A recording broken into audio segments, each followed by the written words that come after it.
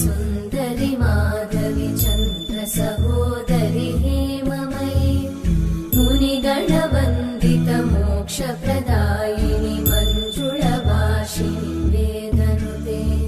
पङ्कजवासिनि देव सुपूजित सद्गुणवर्षिणि शान्तियुते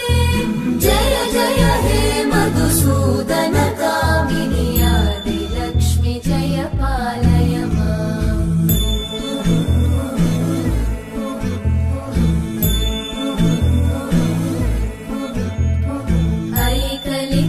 ऐकलिकल्मषनाशिनि कामिनि वैदिकरूपिणि वेदमये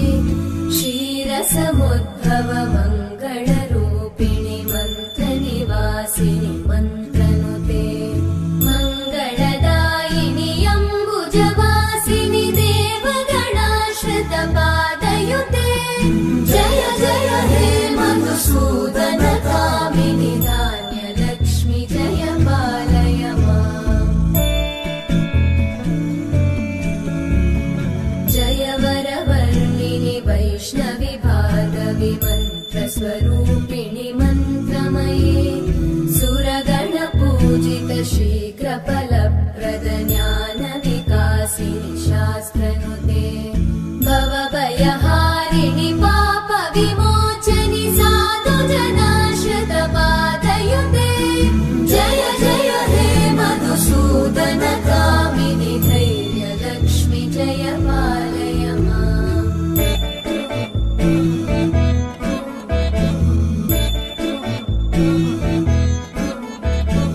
जय जय दुर्गतिनाशिनि कामिनि सर्वफलप्रद शास्त्रमये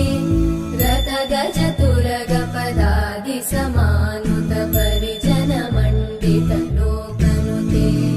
हरिहर ब्रह्म सुपूजित सेवित तापनिवारिणि पादयुते जय जय हे मधुसूदन कामिनि श्रीगजलक्ष्मी पालय माम्